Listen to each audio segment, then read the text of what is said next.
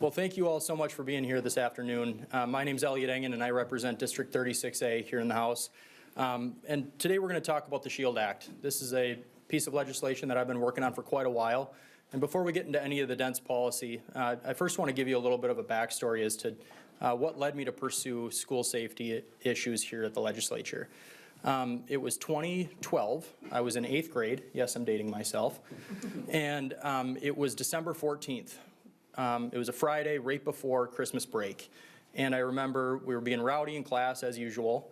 And then the teacher said in a very stern voice, "Oh my God, it's happened again. Everybody shush."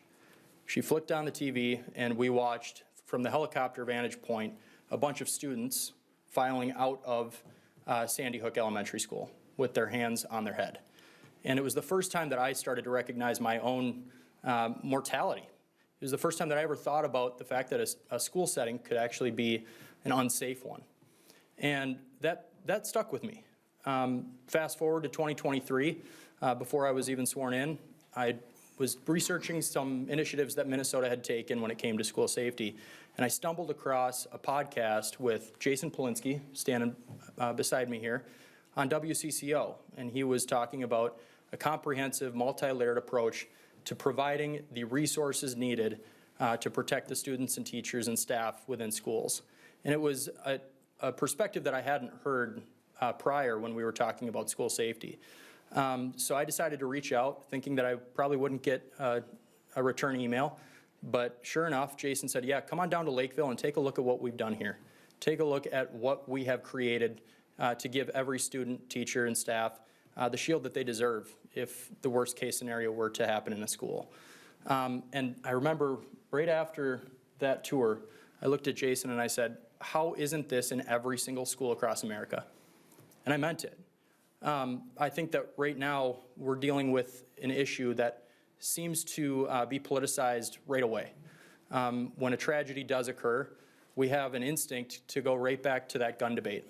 And this bill is not about a gun debate. I don't care if you're an NRA card-carrying member or if you are the most staunch pro-gun control advocate ever. I think we can both agree that providing those tools and resources to allow students to be safe, that's a no-brainer. So I want to turn it over to Jason before we get into the policy side of things. He's going to talk about some of the installments that they have done within 3D response systems based out of Lakeville. And that's kind of what we're going to be discussing when it comes to the SHIELD Act bill and the resources to get these in schools across the state of Minnesota and really provide a visionary solution to an issue that has not been adequately addressed. So thank you all so much. Thanks. So my name is Jason Polinsky. I've been a police officer for the past 29 years. One of the most fun parts of my job was when I was a school resource officer. During that time, I got to build a relationship with kids and kind of get to understand how the internal workings of a school goes. But most importantly, those relationships that I made with those kids, you really latch onto them. During that same time that I was a school cop, this was shortly after Columbine, I recognized that we weren't doing enough on the law enforcement side nor on the student side to respond to a threat in a building. So I started teaching Run, Hide, Fight. Back then it was called Lockdown and then changed to Run, Hide, Fight after Sandy Hook. But the building wasn't supporting the concept. And I started teaching teachers and first responders on how to respond to these incidents. And it got to a point, I think about 2014, when my son Caden came to my office and I was putting together a PowerPoint that I had to go teach about 1,000 teachers the next day on Run, Hide, Fight. And my son asked me, "Well, what do I do?" And I said, "You run." So I kind of put myself in a dilemma that I'm teaching a concept, but I'm telling the person I love the most in my life to do something completely different. Because in the back of my mind, I knew the building didn't support the concept of Run, Hide, Fight. I refuse to teach Run, Hide, Fight anymore after 2014. I refuse to do it because I don't believe in it, because the building doesn't support the response. The officers are not getting there faster. So my partner Pete and I, who is former law enforcement as well, we put our tactical minds together and also my experience as a school resource officer and how this stuff flows during a drill. And how do we put it on steroids? And how do we give the kids the tools to actually take their building back in less than a minute? So if something goes haywire in a building, empower the teachers, empower the kids to take their school back with tools that are installed in the building. We focus on cover, concealment, and communication throughout the entire building, and we provide the innocent people those tools so they can respond effectively. We also get law enforcement there faster and also provide the tools for law enforcement when they arrive to interact with that subject on a quicker level. So when everything works together, you actually create a system, much like a fire suppression system, where you do trainings on fire suppression. It's keep it simple, stupid. It's point A to point B. A fire suppression system is multiple layers installed in the building to take out the fire, contain the fire, get the fire department there faster, and provide an alert system to everybody in the building. We basically do the same thing, only for a different threat. The fire code has been so successful that there's not been one loss of life to a child in our educational building since 1958. Fire really got it right. And this topic we just have not addressed yet. We need a paradigm shift on how we're looking at this instead of just wash, rinsing, and repeating every single time something happens. I'll turn it over to Michelle. Hi, I'm Michelle Frauenschuh. I'm a mental health provider. I own a company called Life Development Resources, and I've been in practice since 1999, so I'm dating myself too. I have spent my career working with high-risk youth and their families. I've worked in correctional settings, I've worked in residential settings, and in outpatient. And I developed my passion for school safety after I had worked with several potential individuals who would commit an act of mass violence, and after I had kids of my own, of course, right? And what I realized is we're really doing some excellent mental health work within our schools. There are programs we have in Minnesota that I think are unparalleled across the country, and there is a gap. And that gap is that space where we need to have people like myself who have specialized more in the forensic end of working with kids that are of significant need from a mental health perspective, so that we can support the schools in recognizing who those kids are, how we can support them, and then this component of prevention, of supporting these kids through something that's called behavioral threat assessment and management.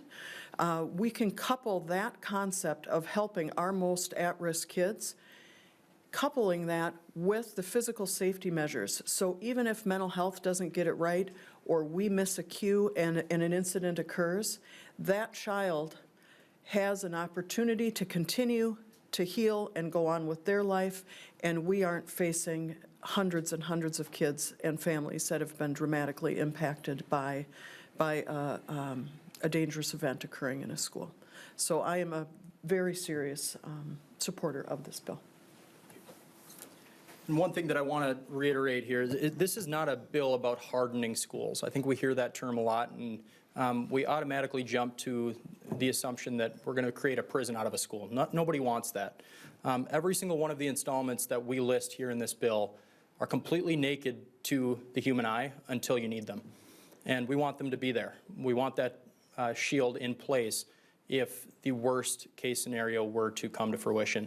And a lot of people don't know this, but the average independent school district here in the state of Minnesota experiences 9 critical incidents per year. So this is an issue that is not going away. We need to address it, and we don't want to do it in a reactionary way. We should do it proactively.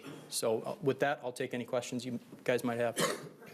Yeah. How much money do you think the grant program, I mean, this seems like it would be expensive, you know, to retrofit every school. How much are you anticipating in that? I think expensive is a little bit subjective, seeing as we had an $18.5 billion surplus. We had that $10.5 billion in excess taxes on top of that. We had a 40% increase in state budget spending overall. Across the street, we have a $730 million new building for politicians. But last year, when we brought this forward with bipartisan support in both chambers, they wouldn't give it a hearing for $100 million. So this is relatively inexpensive when it comes to making sure that every single school in the state of Minnesota is equipped to deal with the worst case scenario.